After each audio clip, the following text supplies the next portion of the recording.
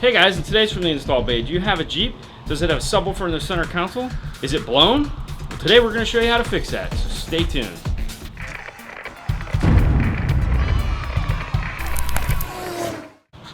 So we're going to start by pulling the factory subwoofer out. In order to do that, we need to pull out the center console. The first thing you want to do is pull the plastic out on the cup holders, both front and back.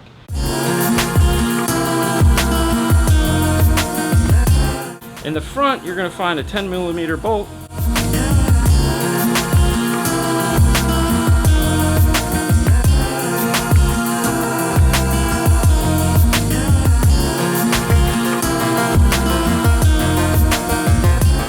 In the back, there's two T25s.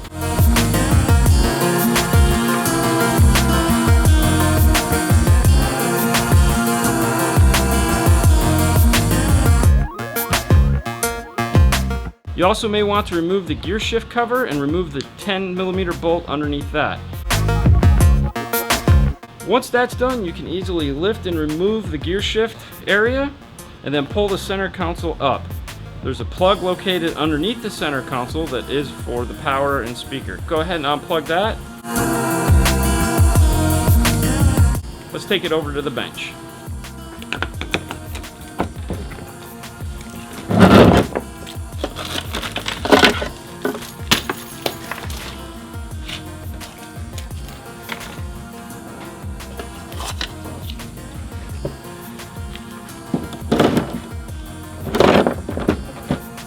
You have to remove the two screws out of here.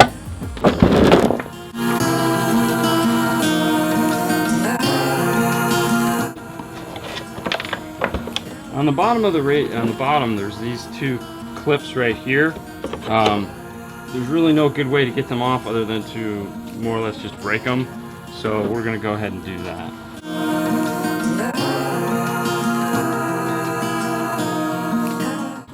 Next, we're going to turn on the side and remove these three screws here.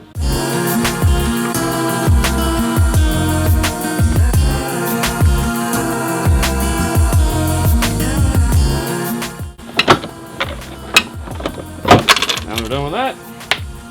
We can separate the two. Set this aside. Alright, now we have the subwoofer.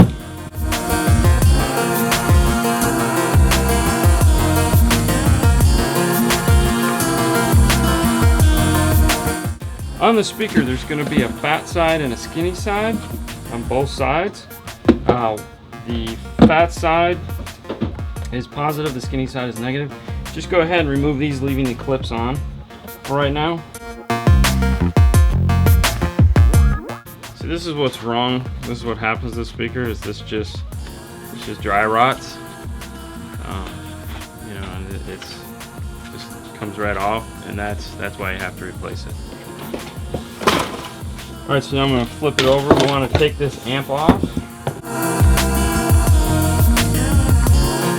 Okay, so what we have inside here is some of this bracing here that with the new speaker we're going to put in is going to hit. So we want to go ahead and extract as much of this as we can so our new woofer will fit. To get this out, there's a couple different ways you can do it. You can use just a pair of pliers and break. Just put it in and turn. Surprisingly does a really good job. So if you have any pointy pieces on the bottom, you can either try to work at them with some cutters, coming in from the back side here. Easiest way to do it is with your cool grinder. Just get in there. Alright, so now you'll be able to fit the woofer. In this case, the woofers, this one we found fits and works the best. It's a dual voice coil. It's made by AudioPipe. I'll put a link to it in the show notes so y'all pick one up. It is the TSVR6. Okay, so now we want to test fit the woofer. That's good. The nice thing about this woofer, it's already got foam on the back of it. The way that this fits into the cabinet, we don't have enough room to make a cool exact shape fit piece for this. So you want to make sure you center it up really well. it will drill in 4 nice screws and make a nice sealed fit. You don't have enough room to make a cool mount, so we're just going to screw this thing in. Let's put the amp back in first.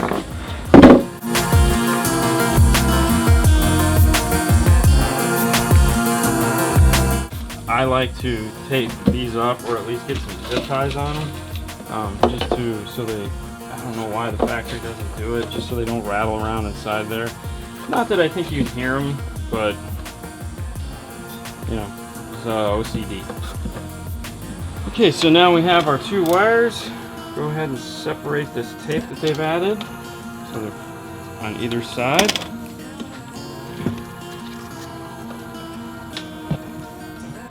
Set it upside down like that so it's easier to work on. So what you're going to want to do is do one at a time. Cut these back.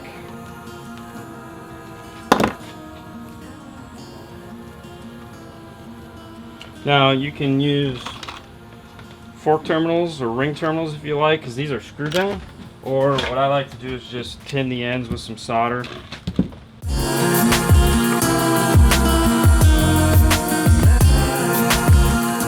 Remember, don't put a screw here because this is the power wiring harness. That would be bad. Make sure you have it lined up so there's plastic underneath all holes. Grab yourself a thin drill bit and make some pilot holes into the plastic.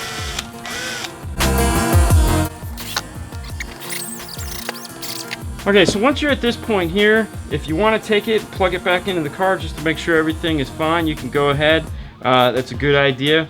You just plug this back in, turn on the radio, make sure this is bumping, make sure you have no air leaks. We're just going to skip to the step to where we're going to put it back together. Alright, we've got it all put back together now.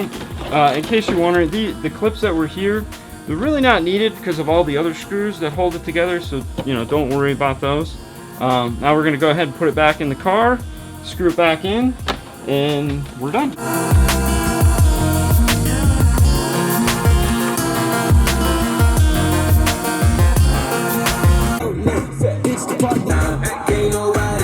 Alright guys, that brings this one to a close. We hope you enjoyed. If you like our videos, please subscribe. You know, we greatly appreciate it.